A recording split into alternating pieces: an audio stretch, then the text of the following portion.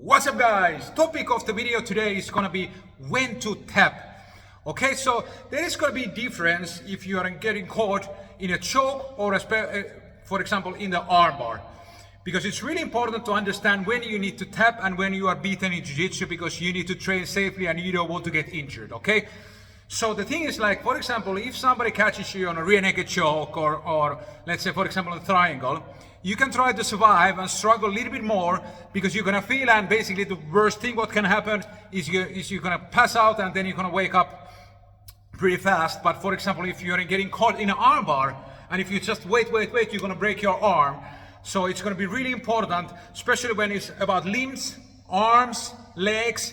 Tap a little bit faster than you can tap in a choke. For example, if somebody catches me on the choke, I usually try to struggle until the last second I need to tap, because there still might be the way out. But if you have, for example, in an armbar, somebody's armbarring you, don't be that guy who lets it go too far and then you are okay, oh, I hurt my arm.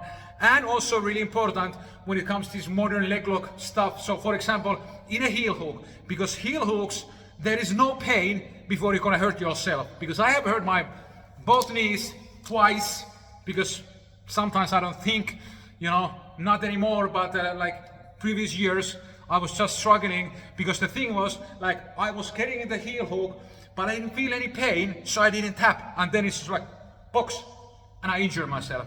So in the heel hooks and the leg locks, think about like this: you can fight a little bit more on the position, what I do these days. So basically, if somebody catches me on the heel hook, and I cannot move myself and I move my leg freely, then I'm gonna tap. So don't try to play this kind of a hero moves. So okay, I feel only the pressure on my knee, but I just try to peel it off, and that's how you get injured. So be smart, because the most important thing is that we want to stay on the mats, and always when you are injured, you are not on the mats, and that's off your progress. So if you cannot train, you cannot get better.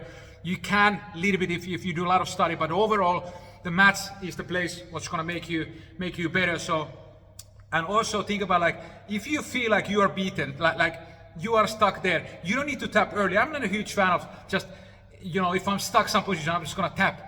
I don't feel that. But if you are, for example, if you're in some kind of a lock, shoulder lock, arm lock, wrist lock, whatever it is, leg lock, and you feel like there is no way out, just better to tap and start over again. And think about, many times you can fight a little bit the position, okay? So you can fight against the position. What I do nowadays with this beast here, they're really good at the modern leg lock game.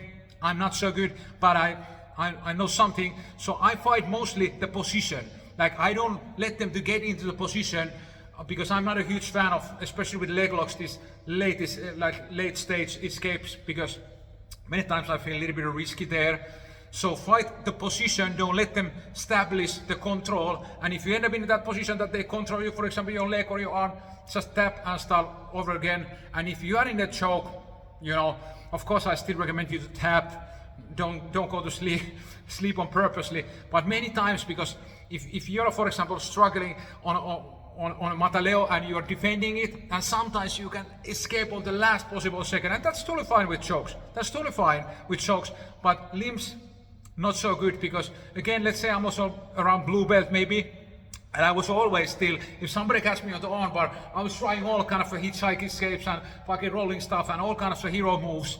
But the problem was, I didn't hurt my arm like properly all the time, but it was like slightly all the time I felt it, and it reflected on my training. And nowadays I try to kind of, the better I became, I'm gonna start to defend kind of the positions before I end up in there. And if I end up in this, I usually tap immediately. But nowadays I try to kind of fight against the position a little bit more, if it makes sense. But overall, the memory rule with the chokes, triangles, what is especially blood chokes. Of course, if you're in the guillotines or windpipe chokes, tap fast, because you can break something. But if you're in traditional, like for example, a rear naked choke, what is a blood choke, then you can struggle a little bit more and try to fight against it, and maybe you can still escape.